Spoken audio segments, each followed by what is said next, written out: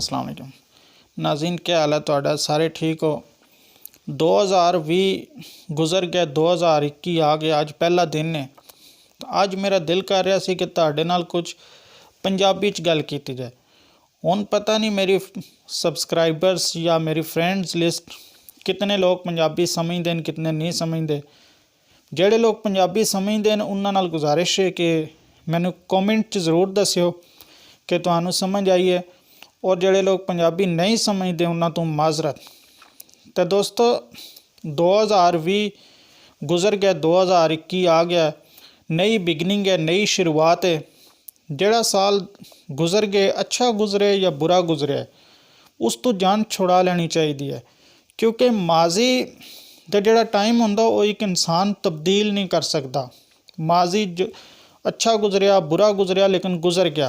माजी सिर्फ साढ़े माइंड 'ਚ एग्जिस्ट करना है।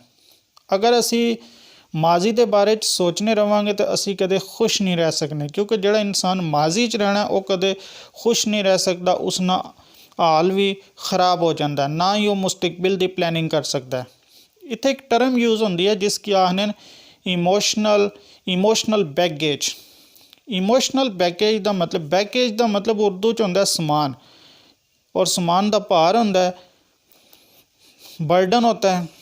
तो हुण ये गल है कि इमोशनल बैगेज का मतलब यह है कि माजी दे वो कुछ बुरे तजर्बात, कुछ ऐसियां चीज़ां जिहड़ियां साडे कोलों गलत हो गए, या ऐसे ईवेंट्स वाक़यात जिहड़े साडे नाल गलत होए, असी उन्हां गे सोच सोच के उन्हां दा भार अपने दिल तक अपने दिमाग तक बनाया होया है, और जिसकी वजह नाल उस वो सोच सोच के असी अपना प्रेजेंट अपना हाल भी खराब कर रहे हैं। वो सोच के असी अपनी फैमिली दे नाल ताल्लुकात खराब कर लेंदे हैं, अपने रिश्तेदारां दे नाल ताल्लुकात खराब कर लेंदे हैं, अपने दोस्तां दे नाल ताल्लुकात खराब कर लेंदे हैं। हालांकि असी जिहड़े अपनी नौकरी या बिजनेस करते हैं उस च भी साडे माजी की जिहड़ी सोच है, जिहड़ा भार असी दिल ते या अपने दिमाग ते बनाया है, वो साडी उत्थे भी परफॉर्मेंस जिहड़ी है उस ते असरअंदाज हो जाता है। तो अज 3 ऐसे भार जिहड़े माजी दी वजह तो असी अपने दिल ते बनाए उन्होंने बारे डिस्कस करांगे। नंबर 1 है रीग्रैट। रीग्रैट का मतलब ये है कि माजी च कोई ऐसा इंसीडेंट हो गया साडे नाल, या कोई ऐसा वाक़या हो गया कि असी वो सोच के गमगीन हो जाते हैं। मिसाल ने तौर पर कोई साडे दोस्तां दी एक पार्टी सी या गैदरिंग सी, तो असी उस शामिल नहीं हो सके। तो हुण जिहड़े असी सोचते हैं कि काश असी शामिल हो जाते तो ये साडे वास्ते बड़ा यादगार हो जाना सी। या माजी च साडे नाल कोई भी इस तरह का इंसीडेंट वाक़या होया, या साडे कोलों कोई गलती हो गई जिसकी वजह तो सोच के असी गमगीन हो जाते हैं। ये एक फीलिंग है, एक इमोशन है, एक भार है जिहड़ा साडे दिल ते, जिसकी वजह तो असी गमगीन हो जाते हैं। हुण इस तो जान किस तरह छुड़ाइए? जान छुड़ाने का एक ही तरीका है कि असी अपनी सोच की माजी तो प्रेजेंट शिफ्ट करिए, क्योंकि माजी च रहने वाला कोई बंदा भी खुश नहीं रह सकता। माजी च जो कुछ हो गया उसकी छोड़ दियो, माजी ने बारे च नहीं सोचना चाहिए। दूसरी जड़े एक फीलिंग या एक भार जड़ा माजी की वजह तो साडे दिल ते होंदा है, उसकी आखने न फीयर। फीयर होंदा डर, कि माजी च हो सकता है कि मिसाल इसने लै लो कि असी गड्डी चला रहे सी तो गड्डी का एक्सीडेंट हो गया। हुण असी उस एक्सीडेंट तो दोबारा तो रिकवर हो गए, लेकिन साडे अंदर डर बह गया कि अगर असी दोबारा गड्डी च बैठे तो हो सकने गड्डी ना दोबारा एक्सीडेंट हो जाए। या मिसाल के तौर पर असी किसी एक घर के एक कमरे के अंदर सप तक लिया। हुण असी उस कमरे के अंदर जाने तो डरते हैं, क्योंकि साडे अंदर खौफ है कि उस कमरे च गए तो हो सकना उस कमरे के अंदर सप होवे। तो हुण ये खौफ जिहड़ा माजी च है सी, असी अपने दिल ते नाल लैके चल रहे हैं। इसना एक ही तरीका है, खौफ तो जान छुड़ाने ने एक ही तरीका होंदा है, खौफ की फेस करना, डर नाल लड़ना।